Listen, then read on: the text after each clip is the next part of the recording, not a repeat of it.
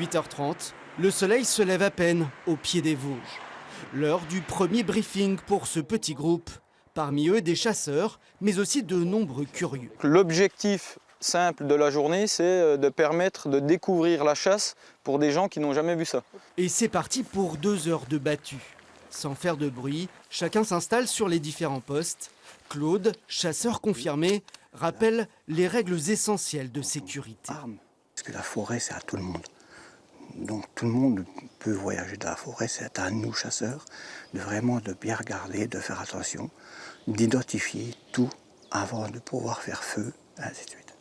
Mais la sécurité avant tout, ça faut que ça passe avant tout. Pour Nathalie et son fils, cette partie de chasse est une totale découverte, assez loin de ce qu'ils imaginaient. Est-ce que tu as appris des choses ce matin?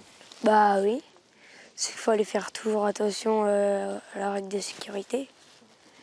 Et aussi, il faut toujours regarder à la fin et au début quand on met les balles dans le fusil.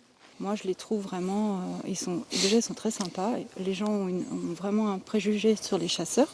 Et c'est des gens vraiment très très sympas et vraiment au plus près de la nature. Et c'est très intéressant de parler avec eux. Malgré les efforts des rabatteurs, aucun gibier ne sera débusqué.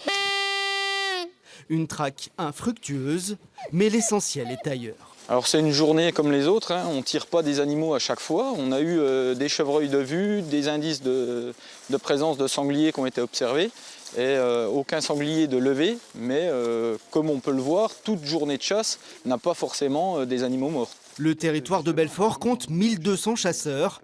Avec cette opération, la fédération espère aussi recruter de nouveaux venus.